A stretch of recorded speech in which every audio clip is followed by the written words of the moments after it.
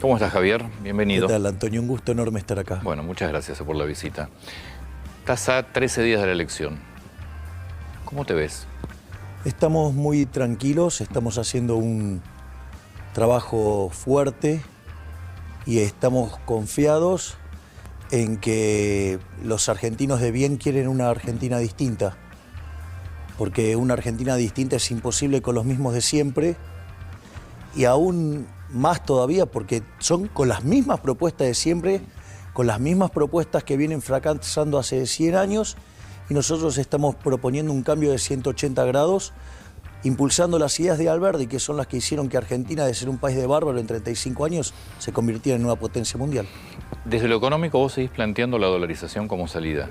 Sí, absolutamente. No hay otra forma para arreglar el problema inflacionario argentino.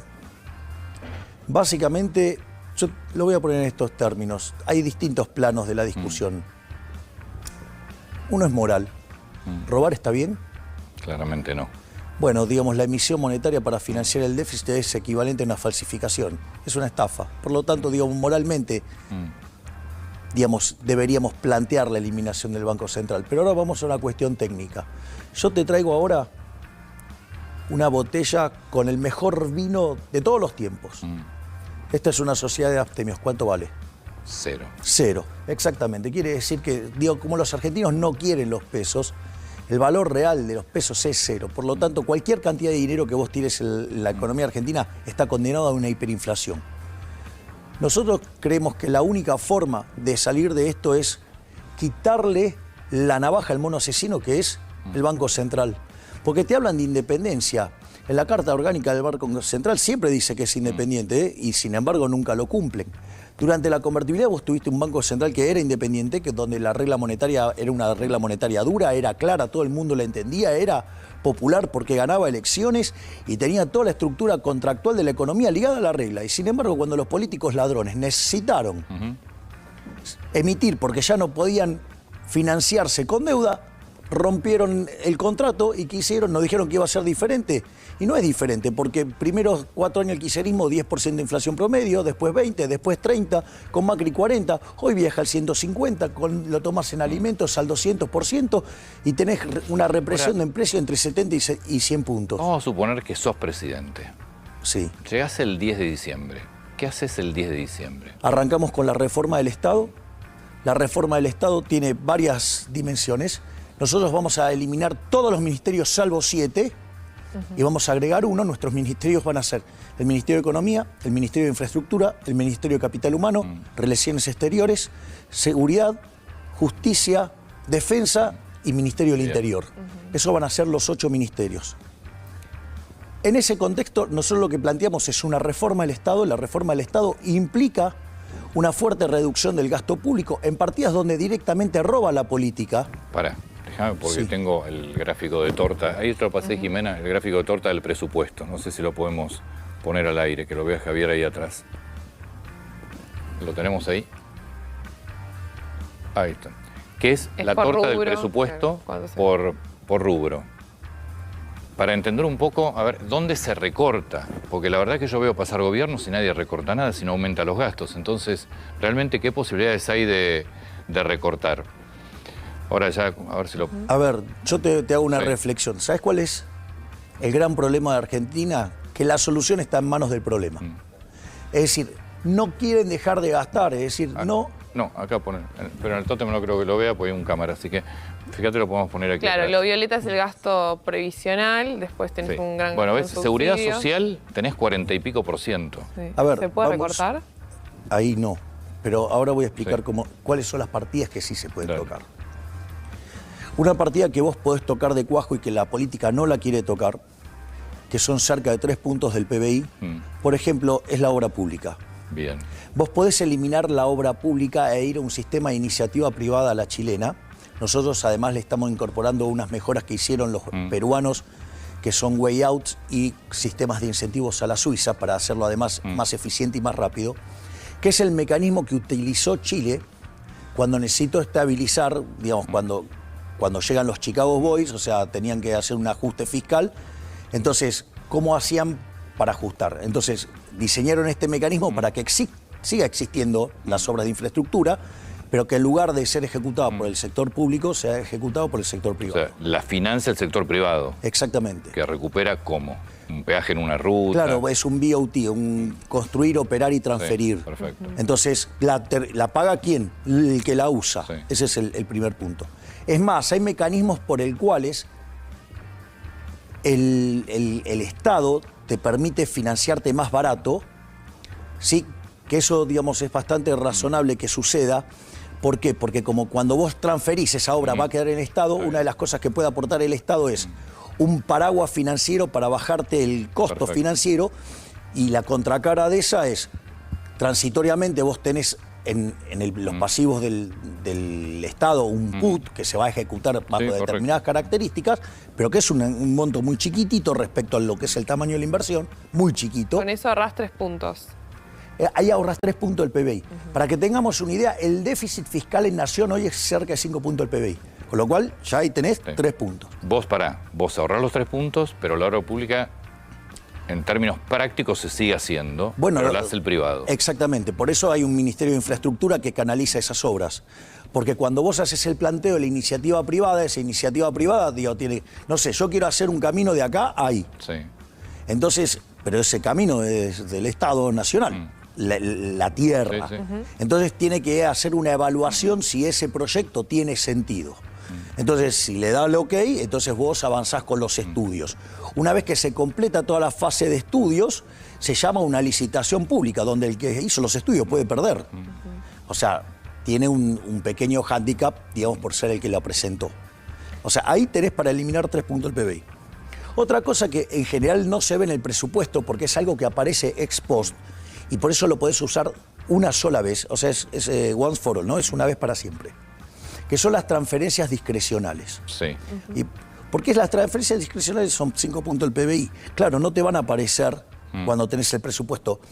Porque ¿cómo aparece? Suponete que vos tenés una determinada estimación de recaudación. Esa estimación de recaudación está ligada a una estimación de desempeño del PBI y a una estimación de inflación. ¿Qué pasa? Como siempre se termina subestimando la tasa de inflación, a vos te aparecen nominalmente muchos más ingresos. Todos esos ingresos adicionales, en general, ¿cómo se gastan? Se gastan de manera discrecional, donde básicamente... Es clientelismo, básicamente. Bien, clientelismo político. Es una de las partes más sucias de la política, que es, se transfiere discrecionalmente a qué provincias, a las que son más opacas fiscalmente. Eso, digamos, son 5 puntos del PBI. ¿Cuántas veces lo puedes usar? Una. Pero vos fíjate que quiere decir que si vos pisaras el gasto público y esos incrementos de recaudación no los utilizaras para gastar, dejas en equilibrio las cuentas públicas y con lo que te ahorraste de la obra pública ya estás en superávit de 3. Además, vos tenés un problema con lo que tiene que ver con los subsidios económicos. Con esa porción, ¿qué pasa en un posible gobierno tuyo? Bien. Lo que vos tenés que hacer es una recalibración de la ecuación económica financiera del contrato. Está bien. Habla en lenguaje bien calle. Sí, técnicamente se llama así. Ahora yo lo traduzco. Voy a hacer el... Básicamente esto quiere decir que los ingresos que vos generás sean suficientes para pagar todos tus costos. Correcto. Incluido la retribución del capital. ¿Hasta ahí vamos? Está bien. Bien. Ahora ahí estás en equilibrio. Claro. Ahora vos tenés varias formas de hacerlo. Vos podés hacer todo ese cargo sobre el precio, o vos lo podés lograr de distintas maneras, reprogramando las inversiones, modificando la política. 10 años más de concesión, 20 años más de concesión. Otras cosas que vos podés hacer que son financieras, por ejemplo, modificar el nivel de apalancamiento, cuánto se puede endeudar una empresa, cuántos dividendos puede pagar. Eso te cambia el mix de financiamiento y te baja el costo del financiamiento. Pero en concreto, por ejemplo, con potenciar trabajo, ¿qué pasa? Dame un trabajo, porque este es un tema que son 5 puntos del PBI. Pero para eso son subsidios, lo que vos estás hablando acá es subsidios, pero básicamente de servicios públicos lo que estás planteando. Exactamente, sí, pero son 5 puntos del PBI. No, está. Entonces, veamos que son partidas muy importantes. Entonces, esto lo que a vos te permite es recomponer el equilibrio de las empresas, minimizando el impacto en precios. Entonces, por ejemplo, otra cosa que se puede hacer, que en términos de flujo de fondos para la empresa es un montón, es eliminar el impuesto a las ganancias reinvertidas. Cuando vos reinvertís esa plata, a vos no te cobran impuesto en las ganancias.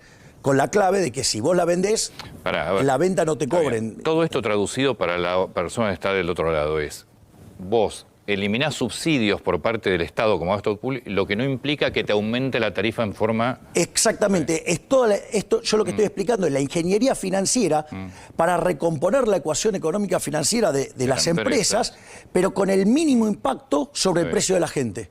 Bien, eso es decir, servicios públicos. Claro, pero por ahí, Aranguren, ¿cómo lo hizo? Lo mandó todo a precios. Hizo un desastre. Sí, entonces sí, equilibró, pero ¿cómo? A costa de reventarnos con la recesión. Si vos a una empresa le das distintas ventajas competitivas en su operación, con lo cual vos, Estado, quitás el subsidio y la empresa no tiene por qué mandar toda tarifa. Exacto, porque te estoy bajando los costos. Perfecto. Es toda una ingeniería financiera para bajarte los costos. Entonces, ¿cuánto necesito subir los precios? Mucho menos. ¿Y vos esto lo hablaste con las empresas o es algo que vos vas a plantear? No, yo esto lo tengo discutido con las empresas. Digo, aparte, vamos, vengo de una empresa que tenía el negocio regulado. O sea, digo, estas cosas yo las hice en 50 países del mundo. Es decir, yo me dedicaba, vivía de esto. Entonces, si vos te fijás, acabo de mostrar cómo se pueden bajar 13 puntos del PBI sin costo social. Bien. Esto no es menor. Después quedan 2 puntos del PBI que se pueden tocar, son más difíciles, algunos demandan más tiempo y otros son más difíciles. Ejemplo, terminar con el déficit de las empresas públicas. O sea, yo soy partidario de privatizar o entregarlas a los empleados. O sea, cada caso tiene su particularidad y eso es un punto del PBI, pero eso demanda tiempo. Ejemplo, no sé, aerolíneas. Eso no es el 10 de diciembre. Claro, eso no lo podés hacer instantáneo. Entonces, por ejemplo, vos, no sé, aerolíneas. Yo soy partidario de dársela a los empleados. Ahora, y le das un año de working capital para que puedan acomodar las cuentas y poder echar a todos los parásitos que hacen que no funciona la empresa y que ensucia a los trabajadores de bien. Y no solo eso, sino que lo otro, que es otro punto más del PBI... Eso lo harían los propios trabajadores. Exactamente, exactamente. Y lo otro, que es un punto más del PBI, es el tema de las jubilaciones de privilegio. Eso es un punto de PBI. Es un punto del PBI, es equivalente al déficit de las empresas. Que todos los que nos dijeron que se habían eliminado hace tiempo, esto es mentira. Y hay regímenes de privilegio y son un punto del PBI. No, pero una cosa son los regímenes especiales que además tienen aportes especiales. Sí, pero también están las jubilaciones de privilegio. Bueno, ¿sigue habiendo jubilaciones de privilegio? Y como la de Cristina, por ejemplo. Entonces, vos tenés ahí, en total, 15 puntos del PBI. Eso no solo que te permite equilibrar las cuentas públicas, sino que además te da margen ¿para qué? Para bajar impuestos. Y eso sería casi inmediato, más allá de lo de... No, hay algunos que son más rápidos, hay cosas que vos las podés hacer más rápidas. Por ejemplo, lo que sí vos podés hacer, y te tarda un año, es limpiar todo el efecto de las transferencias discrecionales. Está bien. Otra cosa que la recalibración de la ecuación económica financiera del contrato te lleva un año, porque es hacer las RTI de vuelta. Pero vos, eso, un 10 de diciembre empezás... Arrancás el 10 de diciembre del otro año 2024. Terminaste. Exactamente, a fin de año terminaste. Ahora, ¿todo esto lo tenés que hacer antes de dolarizar o vos en paralelo, digamos ya un 11, 12 de diciembre, podés dolarizar? A ver, el tema de la dolarización lleva tiempo, o sea, se lanza en paralelo. Nosotros el proyecto ya lo tenemos. Nosotros estamos pensando un proyecto que esto es un diseño maravilloso que hizo Emilio Campo, que es una mixtura entre el caso de Ecuador con el caso de Salvador. Está bien. Salvador. El Salvador no está dolarizado, está... Te cuento cómo es el caso. En el caso de Ecuador se le dijo, bueno, de acá a 3 meses se dolariza. Vos tenés que cambiar todos tus sucres por dólares. Sí. A 3 meses. Cuando lo quisieron hacer, ¿qué pasó? No pudieron. ¿Cuál es el problema? El problema es que vos necesitas el cambio chico. Hay una cuestión operativa. Fíjate esto, el billete más grande de Argentina, que es el de 2.000 pesos, son 4 dólares. Son menos de 4 dólares. O sea, tenés un problema enorme. Es decir, operativamente, nosotros estamos acostumbrados a andar con billetes de 100. O sea, entonces... Dame un segundito, sí. Entonces dieron una prórroga de 3 meses más y recién lo pudieron hacer a los 9 meses. En el caso de El Salvador le dieron la opción a la gente de cambiarlo cuando se le dé la gana. La gente cambiaba los colonos por los dólares cuando se le daba la gana. Todo el proceso duró 24 meses. ¿Qué es lo interesante? Que esto es una idea maravillosa de las tantas de Emilio, que cuando vos convertiste 2/3 de la base, tenés un plebiscito. Terminás de convertir y queda la economía dolarizada. ¿Qué quiere decir esto? Que por lo menos nos va a tardar 9 meses en hacer eso. Ese es el tema. Está bien, pero vos el 10 de diciembre, enero, no importa, empieza el proceso. Empieza todo el proceso, claro. O sea, lo primero es mandar las leyes. ¿Y eso? Tu moneda de curso legal, el dólar, empieza a ser en enero. No, el dólar empieza a ser la moneda cuando podés dolarizar. Cuando yo tengo los 2 tercios. Claro. Una moneda, vos lo sabes mejor que yo, tiene fecha de vencimiento, ¿no? Sabemos que en 9 meses se dolariza la economía. Nadie va a querer tener pesos. ¿Qué haces en ese periodo? No, es al revés. Es al revés. Porque ese argumento lo hicieron algunos economistas diciendo que eso precipitaba una hiperinflación. Y en realidad es al revés. Yo te hago una pregunta. El peso, ¿qué es para el Banco Central? Es una deuda. El peso es pasivo del Banco Central, junto a las LELIQs, que esta es otra parte muy importante del proceso. Cuando vos vas a rescatar una deuda, ¿la deuda vale más o vale menos? La deuda vale más. Por lo tanto, el peso y esas LELIQs van a valer más. ¿Por qué? Porque básicamente vos estás diciendo que vas a pagar esa deuda. Vas a pagar. Claro, entonces, lejos de generártela, pero en realidad lo que hace, te estabiliza la economía. Claro, pero yo te digo lo que le pasa a la gente en la calle, ¿no? Un pequeño ahorrista que compra $100 por mes y sabe que en 9 meses vas a dolarizar, ¿va a querer tener pesos en la mano o va a querer ya irse en enero o en febrero mientras es el proceso a dólar? No importa, nosotros como lo estamos pensando como el formato, como El Salvador, pero con un... Claro, pero la gente va a acelerar la dolarización. Bueno, pero digo, la puedes hacer al tipo de cambio de mercado. ¿Cuál es el problema? No es un problema. Ese no es un problema. O sea, vos, lo otro que también es muy importante, la dolarización se hace al tipo de cambio de mercado. Sí, claro. Hoy sería 550 pesos, 560 pesos. O sea, no a cualquier delirio de lo que ¿Y el dicen. Banco Central qué pasa el 11 o 12 de diciembre? ¿Lo cerrás? El Banco Central, no es que lo cerrás. O sea, primero tenés que liquidar la base y en realidad antes vas a tener que liquidar el problema de los pasivos remunerados, ya sea las LELIQs. Eso nosotros tenemos otra ingeniería financiera. Son 2 partes. Vos tenés que rescatar la base monetaria y tenés que rescatar las LELIQs. Lo voy a redondear. 10.000 millones de dólares de base monetaria, 30.000 millones de dólares de LELIQs. Delirio. Es un delirio la cifra. Sí. Cuando vos tomás las reservas, no las netas, que también este es otro error de los economistas. El Fondo Monetario Internacional computa las reservas internacionales netas porque lo hace para chequear la consistencia macroeconómica del programa en términos de política fiscal y de política monetaria. Cuando vos vas a liquidar el Banco Central tenés que ver cuánto tenés físico para rescatar los pesos. Entonces, vos cuando mirás adentro del Banco Central tenés la posición de oro, la posición de DEX, la posición del BIS y la posición de CEDESA. Con eso tenés cerca de 10.000 millones de dólares. Muy bien, ahí tenés la base. Ahí, rescataste la base. Quiere decir que me queda por rescatar las LELIQs, que son 30.000 millones de dólares. En el activo del Banco Central vos tenés títulos públicos por el equivalente a 90.000 millones de dólares. Que hoy a mercado, ¿cuánto cuestan los títulos argentinos? Un tercio. O sea, los 30.000 millones. Listo. Gracias. Acabamos de dolarizar. Ese es el mecanismo más fácil. Sí. Le avisan a Marta, por favor, ¿no? A partir de ahora. A ver, lo que quiero decir, este es el mecanismo más fácil, donde además es un negocio fenomenal. Porque ¿cuál es el riesgo más grande que tiene Argentina? El riesgo moneda. Por lo tanto, una vez que vos dolarizás, terminaste con el riesgo moneda. Además, por el rebote que te genera la estabilización, el riesgo de contraparte, o sea, el riesgo de crédito también te cae. Y al caerte el riesgo de moneda, el riesgo que desaparece directamente, bajar el riesgo de contraparte, el riesgo de tasa se hace muy chico. ¿Qué quiere decir esto? Que se te desploma el riesgo país. La tasa de interés cae mucho. ¿Qué quiere decir esto? Que los títulos públicos esos van a valer un montón. Es decir, el que entre en esa operación va a ganar la del campeonato mundial. Por eso también, que esa es la forma más rápida y esos dólares lo tenemos para hacer, porque eso es un negocio, es tan claro el negocio. Lo que nosotros queremos... Perdona, pasa el chino con el agua, para vos. Lo que queremos hacer es el tema que... gracias. Avanzar en la de Emilio Campo para que parte de esa ganancia de capital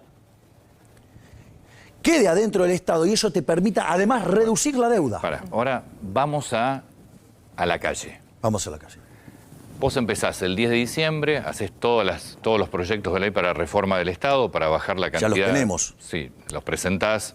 Claro. Vamos a ver cómo va a ser el Congreso, para reducir ¿Vas a reducir cuánto? 14 puntos, inicialmente 13, 14 puntos. Nosotros estamos apuntando a bajar 15, digo, no lo lográs el primer año, o sea, es a lo largo de un par de años. Y empezás todo el proceso del Banco Central y de la dolarización. Mientras tanto, en la calle, la gente sigue cobrando en pesos.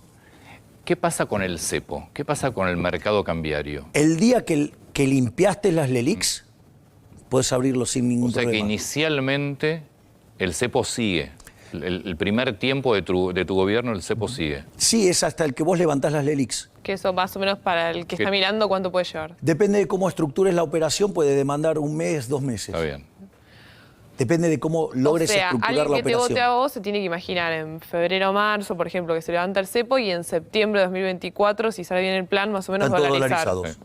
Y es precio de mercado, porque viste que se hablaba de 2.000 pesos, 3.000 pesos, 7.000 pesos, porque le dividían la base monetaria y la cantidad de... Sí, pero tomaban definiciones de reservas claro, tomaban la discutibles, discutibles, le sacaban cosas que no le tenían que sacar y tomaban cantidad de dinero que... Tu dolarización es precio de mercado hoy. Precio de mercado. Siempre es a mercado. Siempre es a mercado, porque si no, no tiene sentido. En diciembre el dólar va a estar en torno a 700 y pico. ¿Qué es que no me importa? Siempre lo hago a mercado. Porque eso es precio, lo demás no es precio. ¿Cuál es el punto? ¿Cómo haces para que no se te vaya a precios todo eso? Porque viste en la Argentina todos suben, aprovechan todo para subir. A ver, primero, precios medidos en qué moneda. No, hasta en dólares, tenemos inflación en dólares. Tenemos inflación en dólares. Bueno, acá hay, sí, pero acá por eso te digo, acá los comerciantes, empresarios, todos suben. Hay dos dimensiones.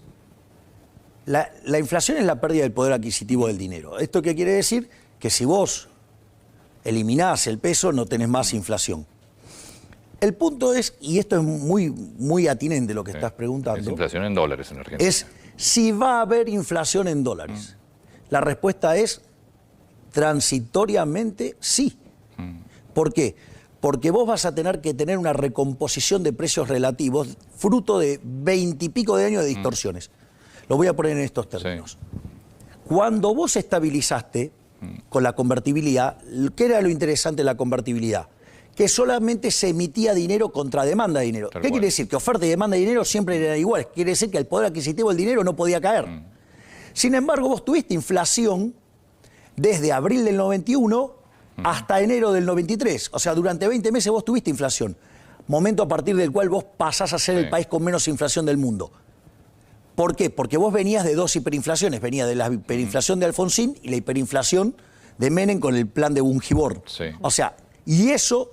Digo, ahora, la pregunta es, ¿el precio de los alimentos en qué está determinado?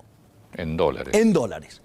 En toda esta recomposición de precios, el precio que más va a subir de la economía, ¿cuál crees que es?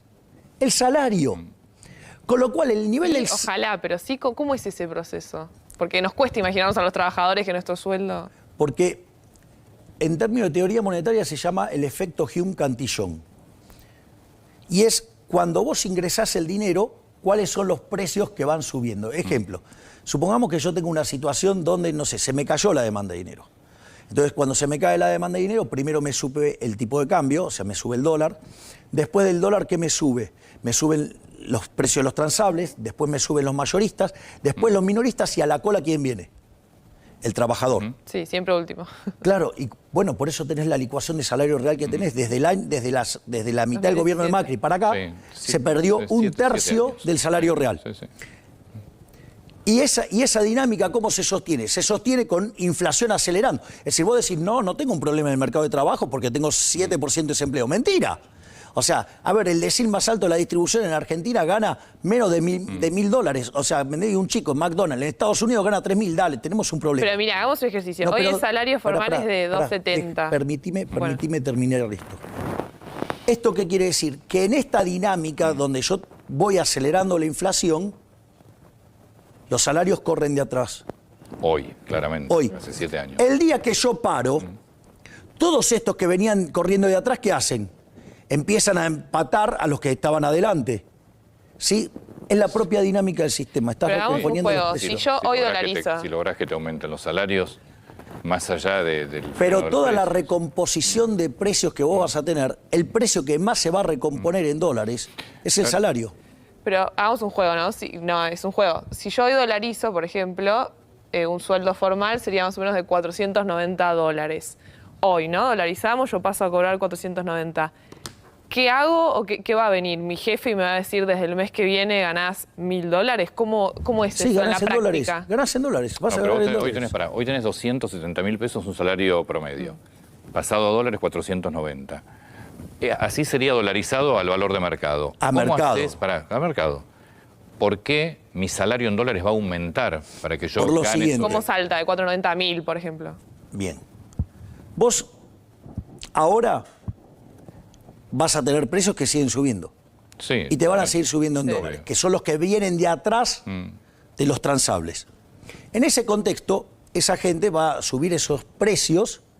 ¿Y qué pasa? El salario le va a resultar relativamente más barato. Entonces, ¿qué es lo que va a pasar? Van a salir a contratar gente. ¿Por qué? Porque ahora los salarios en dólares son tan bajos respecto a los precios, ¿qué es lo que va a pasar? Se van a expandir productivamente. Sos un optimista, Javier. No, bueno, pero... Pero sos un optimista cuando vos pensás que las empresas van a pagar más salario. Yo ahí es donde tengo mis dudas, pero... A ver, lo voy a poner por la negativa. Suponete que no pasara. Listo, se terminó la inflación. O sea, eso está claro.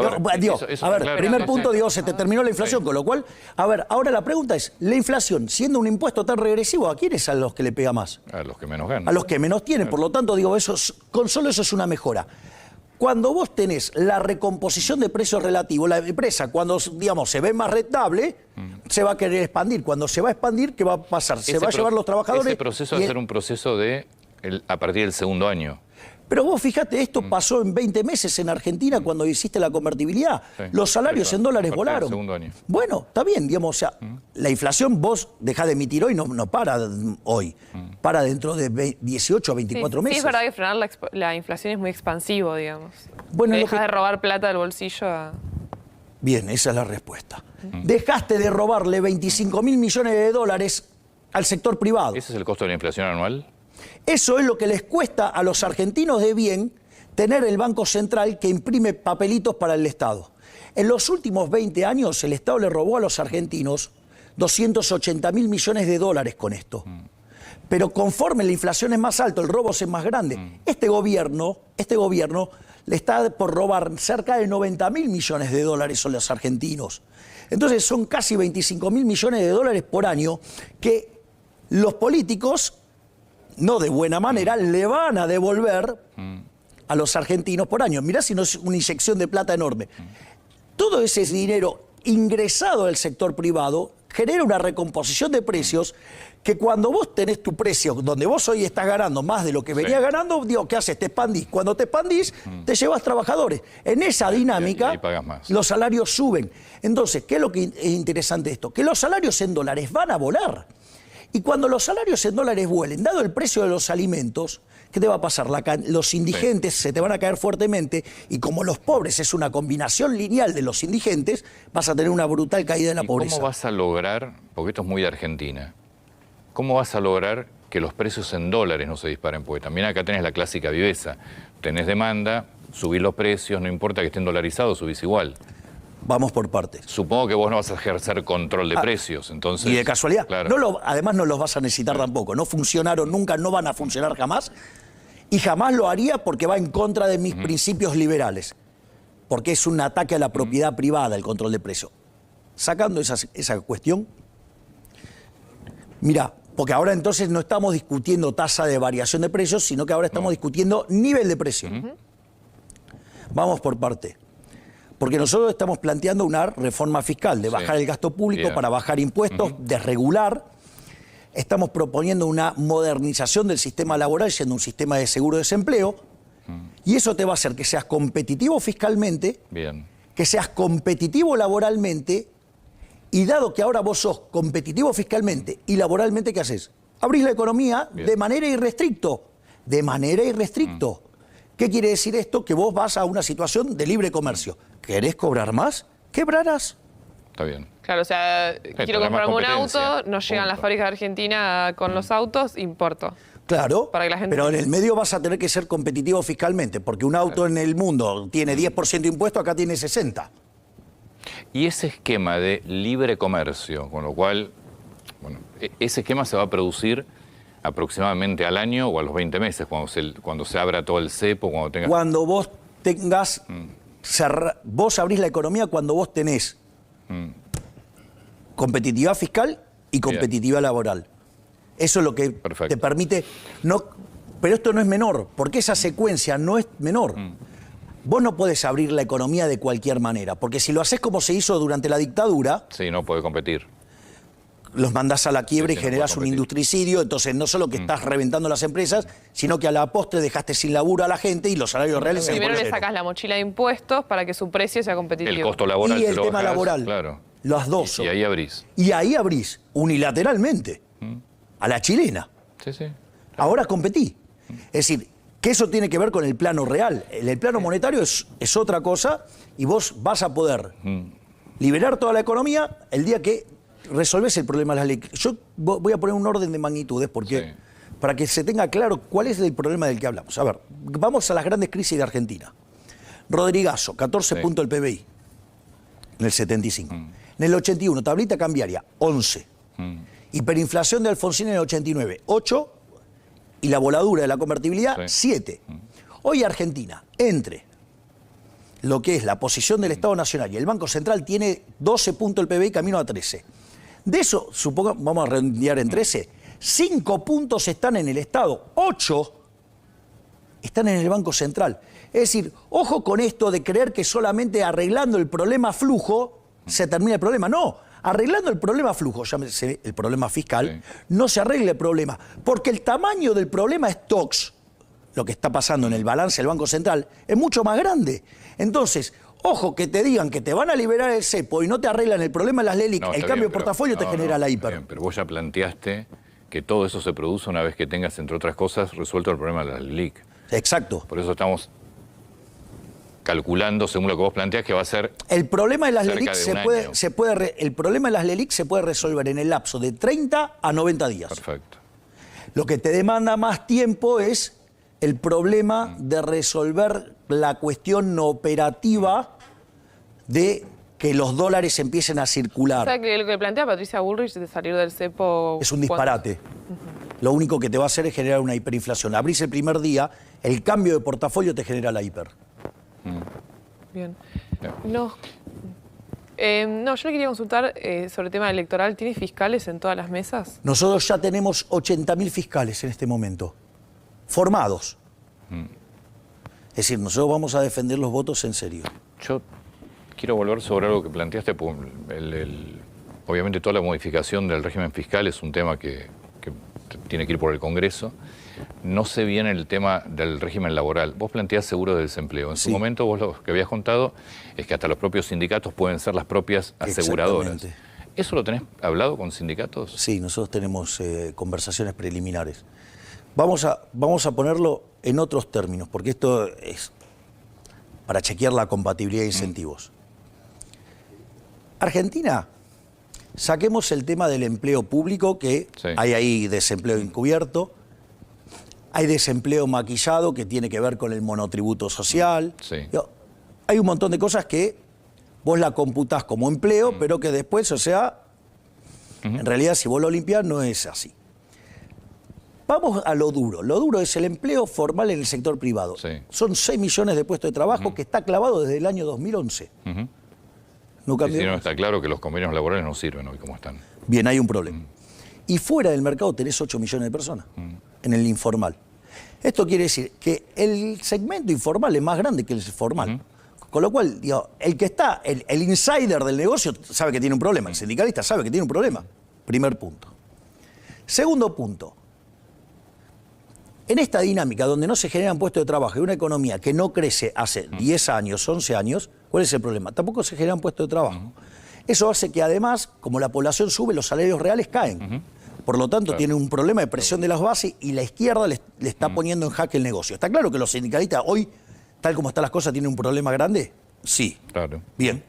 ¿Por qué? Porque tienen el negocio en jaque. Es decir, yo no estoy diciendo que son ángeles, estoy diciendo que son empresarios, no estoy diciendo que son sindicalistas. No, o sea, además tienen el negocio en jaque por otros propios sindicalistas mucho más fuertes que después van a terminar siendo empresarios también. Bien, exacto. ¿Qué quiere decir esto? Que el modelo de negocio está en jaque. Ese modelo de negocio está en jaque. Además, conocen que hay un modelo de negocio que funciona. que es el de la UOCRA. Claro, el seguro de desempleo. El seguro del empleo, claro. Y lo que nosotros proponemos es un seguro de desempleo con mucha más profundidad financiera, que te lo arman las compañías de seguros.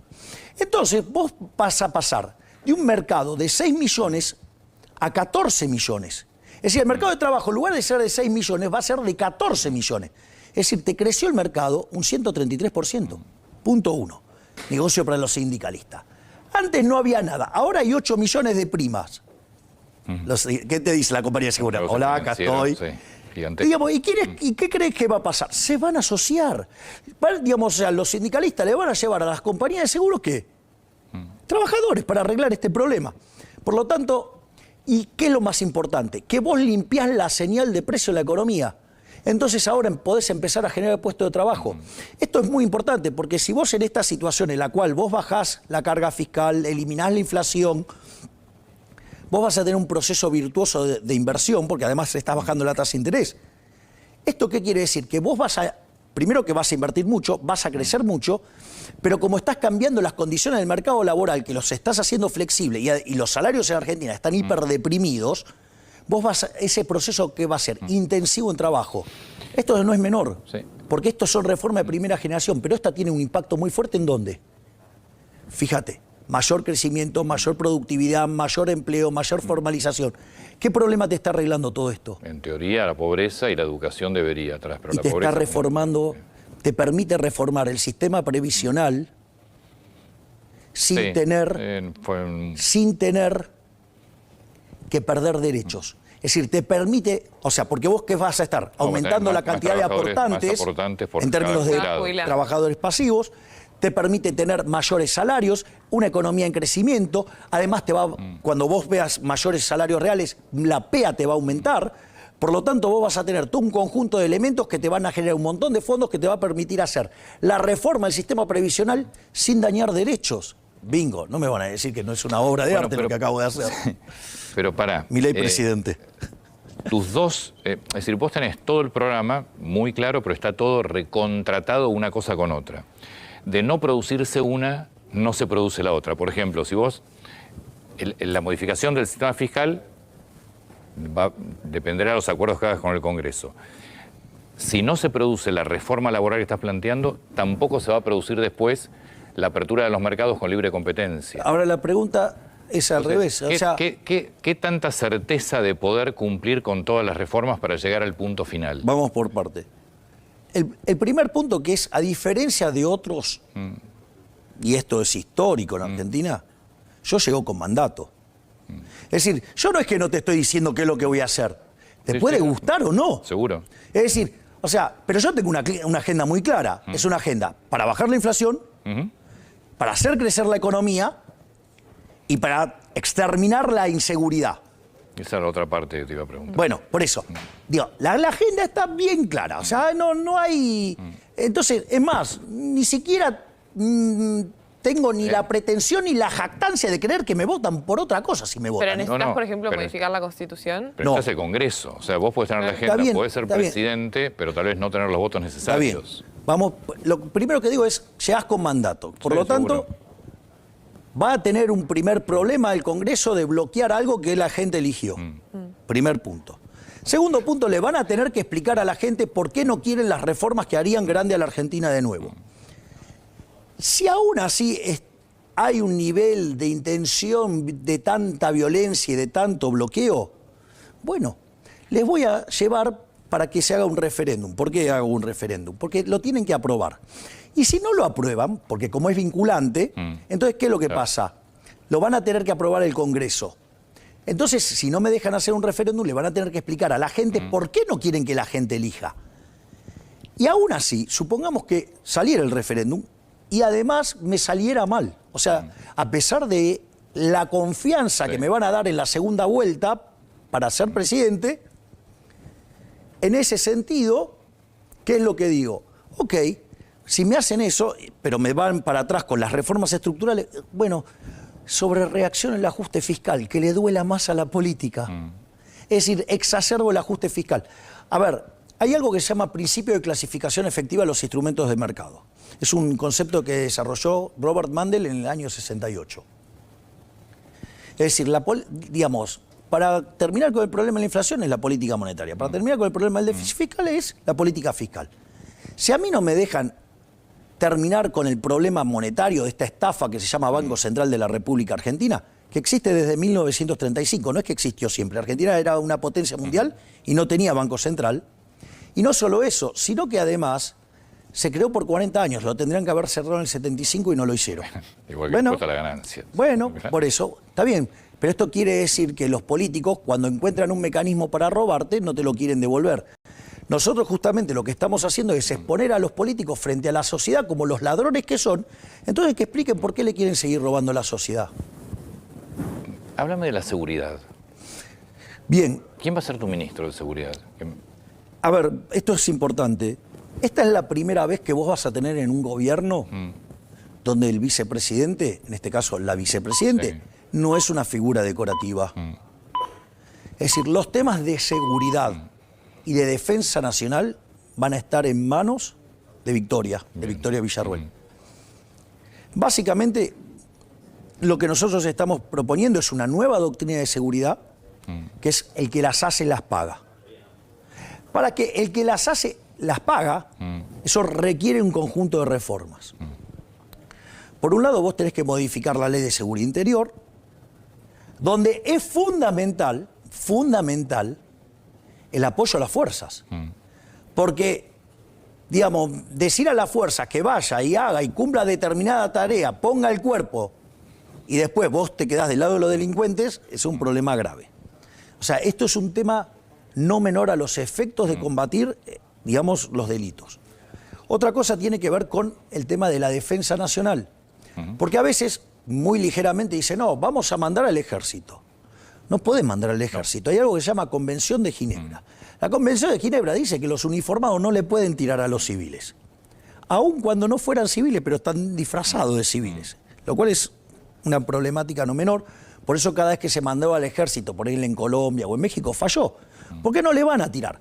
Porque, ¿sabes qué pasa? Muchas veces aparece algún problema. Entonces la gente se desespera y pide alguna solución. Y de repente pide el ejército. Vos le das el ejército. Suponete que te resuelve el problema. De acá a 10 años viene un gobierno de izquierda, revisa todo, van todos presos por delito de lesa humanidad. Con lo cual, eso no es una solución. ¿Por qué? ¿Por qué no la van a querer hacer? Porque saben que se están comprando la cárcel de largo plazo. No solo tenés que hacer eso, tenés que reformar la ley de inteligencia. Es decir, de modo tal que cuando vos tenés un problema tengas los mecanismos para ir a buscar a los culpables y meterlos presos. Eso significa que también tenés que tener una reforma ¿de qué?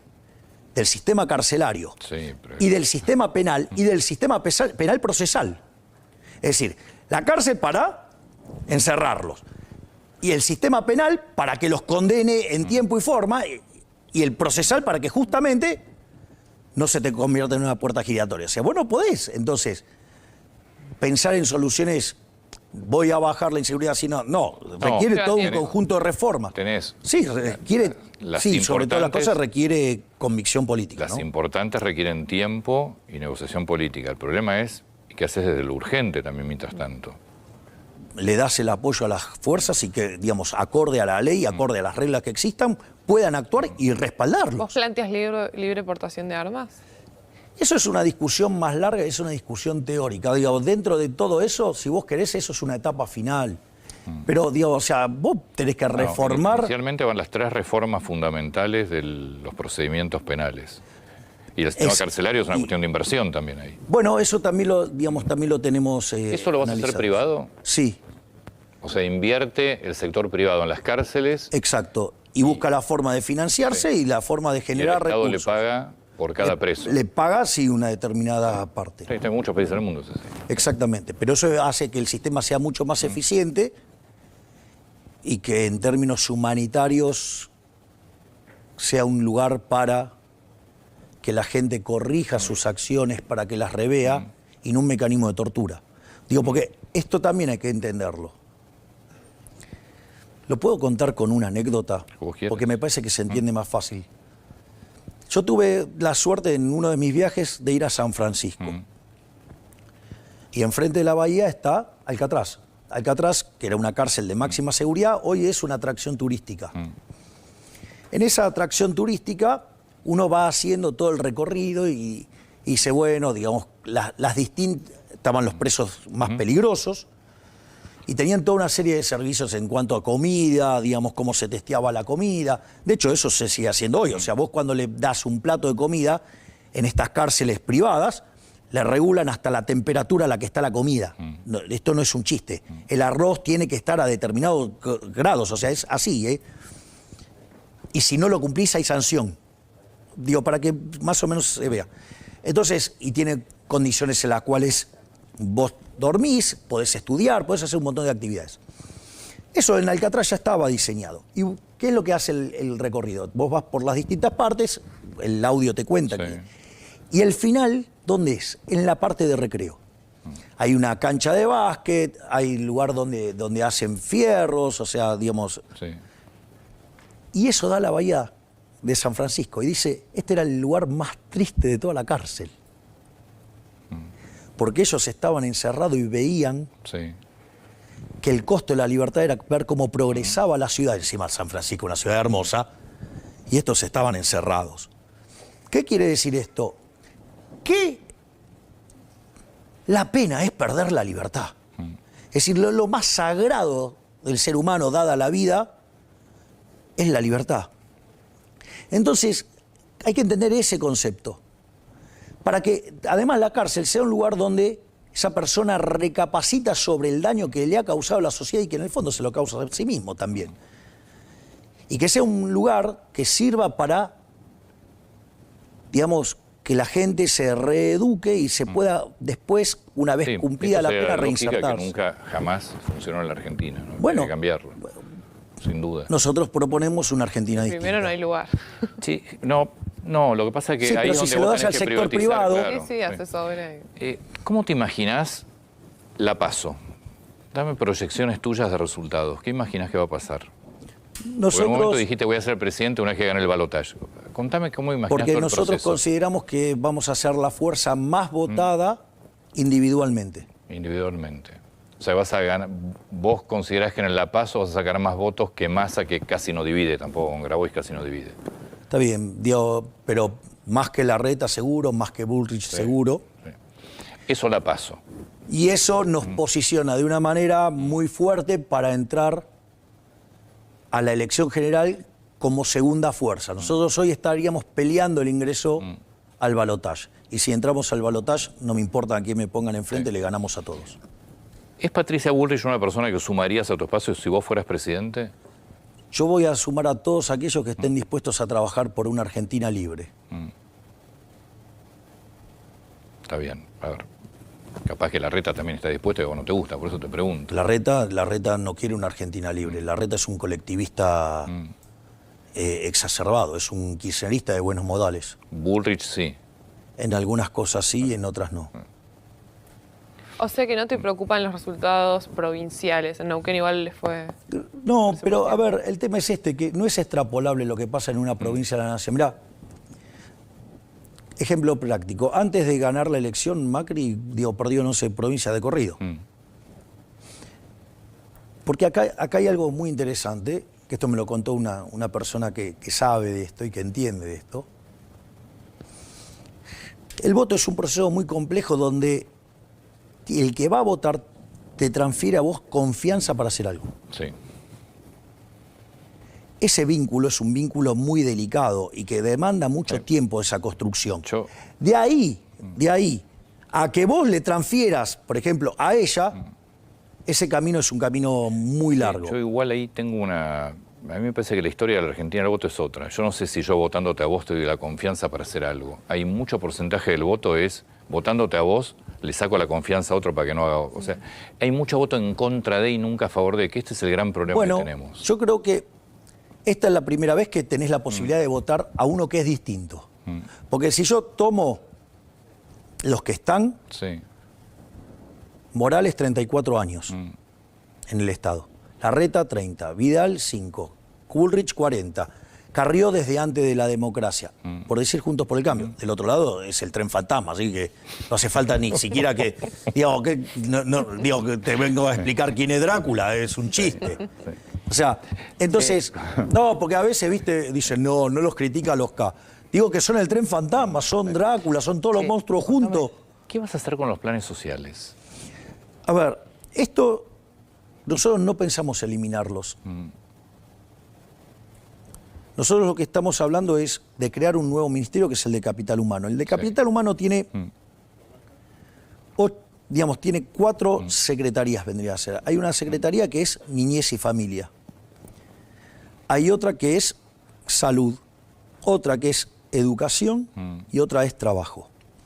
Cuando vos mirás la evidencia empírica del crecimiento económico, cerca de 70 puntos o más son explicados por el capital humano. Capital humano no se forma de un día para el otro. Digo, el que te dice que se forma un día para el otro te miente. Entonces, la primer valla en contención, ¿dónde es? Que encuentra el ser humano, ¿dónde es? La familia. Por lo tanto, el rol de la familia es fundamental ¿para qué? Para que los chicos se alimenten y formen el cerebro. Fundamental, 3 primeros años. Además, vos le tenés que dar contención al sistema de salud, porque si la gente no está sana no puede trabajar. Y una vez que se formaron físicamente, que además están bien físicamente, ahí van a poder entrar a la escuela y rendir. Y ahí nosotros también tenemos reformas para potenciar la productividad. Y eso es lo que te va a permitir ingresar en el mercado de trabajo. 18 años. Te diría que es un proceso largo. Años, sí. Nosotros, pero el concepto es este. Nosotros no te vamos a dar el pescado, nosotros te vamos a enseñar a pescar. Si vos esto lo haces en un conjunto de reformas que genera mucho crecimiento económico y que es muy intensivo en trabajo, eso va a permitir que estas personas logren conseguir espacios en el mercado de trabajo y los programas sociales los van a ir dejando solos, que son las reformas de segunda generación. Es decir, está bien, pero eso demanda tiempo. Eso no tocas planes sociales. De corto plazo no. Bien. Digamos, los planes sociales los va a dejar la gente como consecuencia de los efectos de las reformas de primera generación, sumado a todo un trabajo enorme, donde, fíjate, esto es un ministerio muy doloroso, porque vos vas a estar sembrando, y los frutos van a venir después. Pero que los proyectos de un país no son 5 años. Ni bueno, Antonio, yo soy el único que habla de acá a 35 años. Que es lógico. Bueno, pero decime quién está hablando a 35 años, el único que habla de 35 años soy yo. O sea, y explico cómo se da la convergencia en 35 años, cómo en 35 años nosotros podemos ser como un país desarrollado. Mirá, ¿cuál es uno de los países que a mí más me gusta? Porque yo te digo, ¿no? Te digo, mira, a mí me gusta volver a la Argentina de Alberdi. Cuando en 1860 se anexa a Buenos Aires y se pone en marcha el proyecto de Alberdi, de ser un país de bárbaro, en 35 años nos convertimos en una potencia mundial. En un mundo que era mucho más lento. Vos me decís, no, bueno, eso pasó en el siglo XIX. Ok, te compro la idea.